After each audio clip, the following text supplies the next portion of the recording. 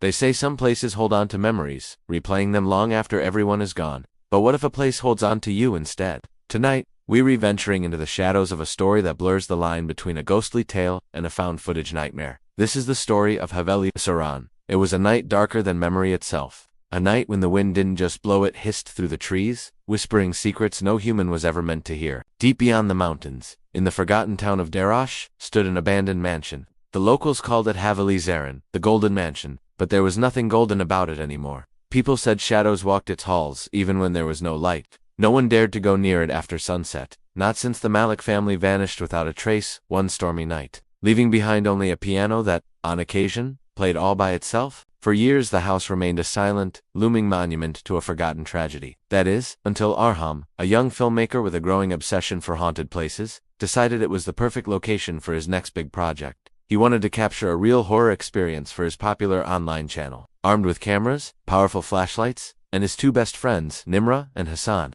he planned to spend an entire night inside. They arrived just before the clock struck midnight.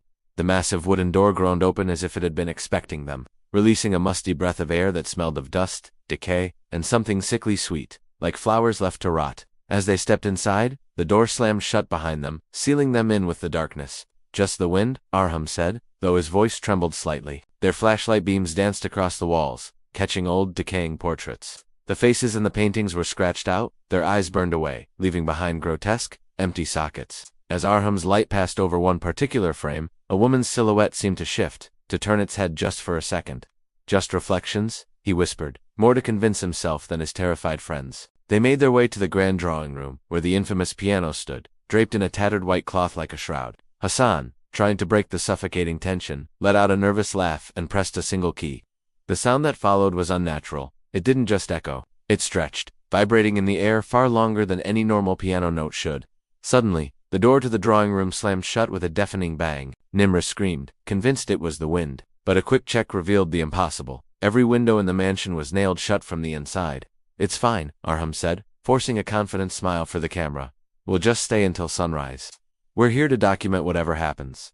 They set up their cameras around the room, their small red recording lights blinking in the oppressive darkness like tiny, watchful eyes. For a few hours, the only sounds were their own ragged breaths and the house's groans. Then, at exactly 2:13 a.m., it began.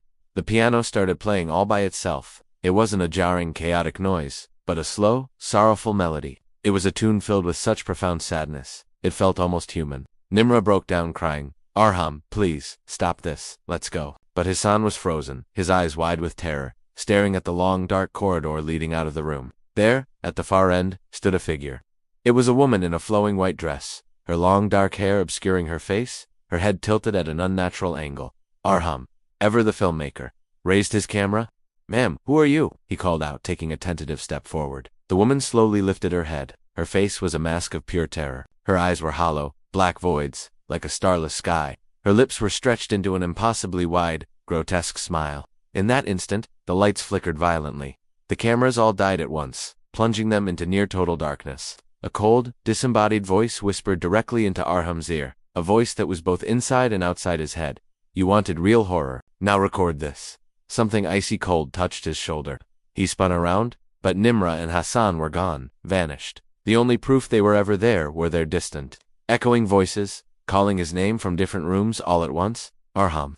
Arham, where are you?" Panic seized him. He bolted from the room, scrambling up the grand staircase, shouting their names. He ran frantically from one empty room to another, until he found one at the end of a hall, its doorway flickering with an eerie glow. Inside, the room was lit by dozens of old candles. On the floor lay 3 old faded photographs, one of a man, one of a woman, and one of a young boy. All of them had their eyes violently scratched out, and lying beside them was a 4th photograph. It was new. It was a picture of him, its edges freshly burned and smoldering. As he stared in horror, his main camera, which he still clutched in his hand, switched on by itself. The red light blinked to life. Its lens pointed directly at him. The woman's chilling voice filled the air, seeming to come from the very walls of the house. "You took our image. Now we take yours."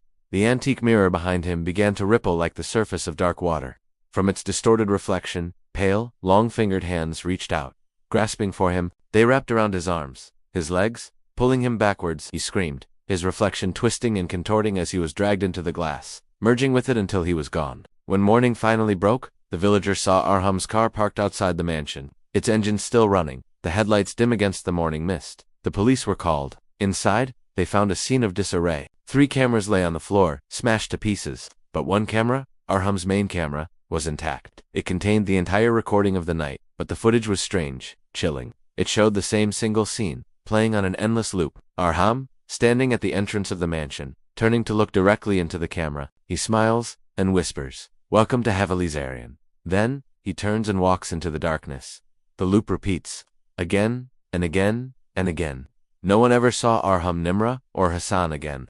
But some locals say that every year, on the anniversary of their disappearance, new lights flicker in the windows of Haveli-e-Zareen, and sometimes, if you're listening to the radio late at night, a voice will break through the static, a familiar voice, saying, "This is Arham, and you're watching the Night Hexa show." Thank you for joining me on this terrifying journey. If you enjoyed this story, don't forget to hit that like button, subscribe for more content, and ring the bell so you never miss an upload. Stay safe, and whatever you do, don't go looking for ghosts. You just might find them.